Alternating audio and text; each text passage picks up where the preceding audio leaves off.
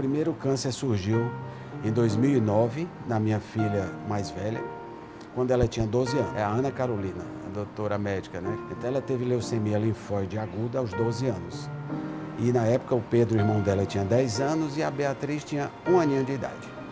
E aí seguimos tratando, ela ficou bem. Em 2016 eu fui diagnosticado com uma das doenças que eu trato hoje, que é a leucemia linfóide crônica. É uma leucemia de evolução lenta e dá para a gente conviver com ela durante anos, né? Aí depende muito de organismo para cada organismo. Ao mesmo tempo que eu descobri a leucemia linfóide crônica, o meu filho descobriu um osteosarcoma, um tumor ósseo na perna, e foi tratando. Em 2016, eu tratando leucemia e ele tratando o osteosarcoma. Em 2017, ele tinha terminado o primeiro cirurgia e tratamento da osteosarcoma da perna. A Beatriz, a minha caçula, então, já com 9 anos, foi acometida de leucemia linfóide crônica. E o meu filho, o primeiro câncer dele, vale salientar, foi com 17 anos. E eu com 46 anos. Então, o câncer ele se deu na nossa família em idades bastante diferentes, mas de 2016, de uma forma muito intensa. A mais nova, a Beatriz, foi descoberto a leucemia linfóide aguda em 2017 e ela faleceu em 2018, em junho. Chegou a fazer o tratamento, fez transplante de medula óssea, ficou curada, mas a doença voltou muito rápido. Eu até questionei os médicos se o fato dessa alteração genética ter interferido. Diz que pode ser que sim, a velocidade com que a doença voltou. Não que outros pacientes que tenham tido leucemia, tenham feito transplante, a doença não tenha voltado. Em muitos casos voltam também, mas a dela voltou rápido. Ela tinha 9 anos e 3 meses certinho e faleceu com 10 anos e 3 meses. Eu lembro demais que eu estava aqui em Fortaleza, a mãe dela com ela em São Paulo, e o médico chamou para a gente ter uma reunião. E eu voltei para São Paulo e numa reunião que a gente teve na sala lá, ele juntou os outros médicos e disse, olha, infelizmente tudo que podia ser feito foi feito, a doença voltou e não há mais o que fazer. Ela não suporta mais quimioterapia, mais radioterapia, o organismo dela, se a gente der um bombardeio de quimioterapia como foi dado, ela vai falecer de alguma coisa, ou uma falência de algum órgão, ou uma parada respiratória, uma parada cardíaca, alguma coisa. Quando ele disse isso, que não tinha mais o que fazer, ela estava consciente, né? Ela sentia dores horríveis, muita dor, né? E era todo com muita morfina.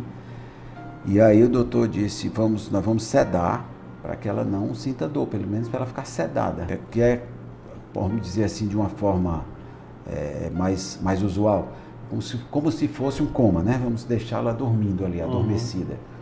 Porque ela acordada, ela sentia muita dor, gemia de dor. E é muito dilacerante a gente ver isso e não conseguir fazer nada. Nem a própria medicina estava mais resolvendo. Ela já estava tomando morfina num grau bem alto. Nem é recomendado às vezes para um paciente, mas tem que dar uma dose um pouco maior para que ela suporte aquela dor. E aí, então ela foi feito, a gente concordou, eu e a mãe dela, e ela foi sedada. E nesse processo de sedação, ainda assim, a gente ficava naquela esperança, naquela expectativa de um milagre, pedindo ali a Deus um milagre, uma coisa, mas sabíamos que era uma coisa também paliativa, a não ser que fosse uma coisa muito sobrenatural para que ela tivesse uma resposta, mas infelizmente não deu.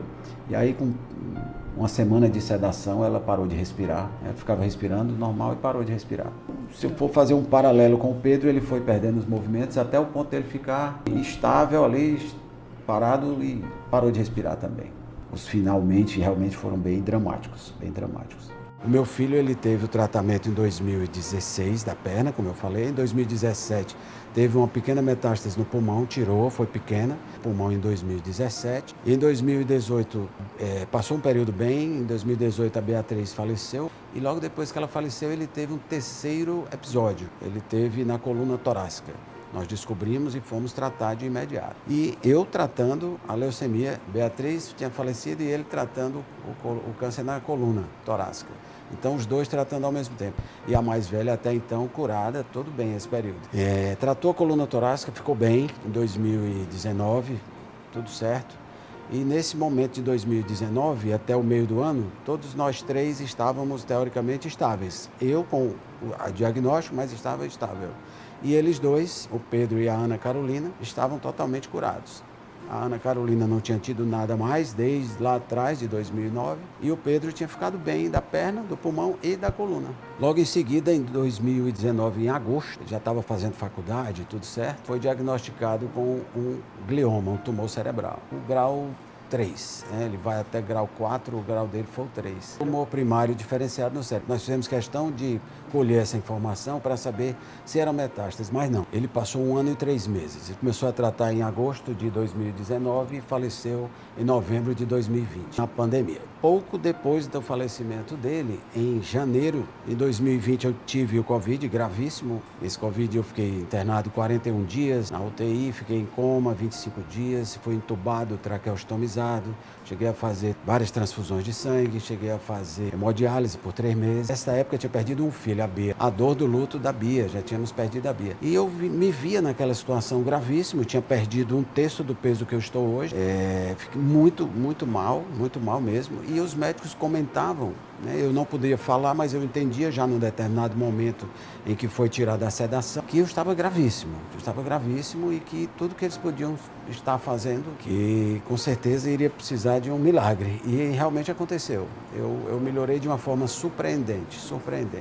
O meu médico que nos acompanha, nosso clínico intensivista, ele disse que foi realmente uma porção de milagre na minha recuperação, porque foi bem grave. E logo depois da Covid, passei 1 ano me recuperando, né? Eu entrei no hospital em março de 2020, logo no início, e saí do hospital em maio, no início de maio. Era um Covid e uma leucemia ao mesmo tempo. Graças a Deus saí. Parte da cura, vamos dizer assim, ou da recuperação, deve muito mesmo aí aos médicos, com certeza, mas parte dela foi um milagre. E o Pedro faleceu em 2020, em novembro.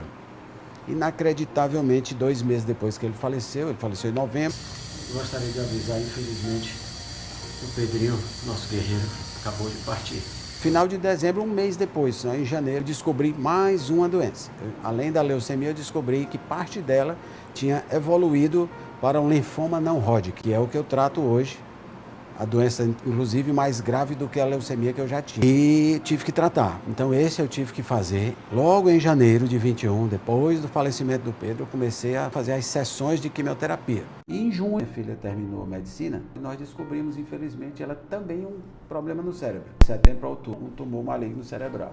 Semelhante ao do outro meu filho, só que uma localização parecida, já foi descoberto. Ela não teve aquele sintoma de perda de mobilidade, que foi o que o meu filho teve, mas teve convulsão.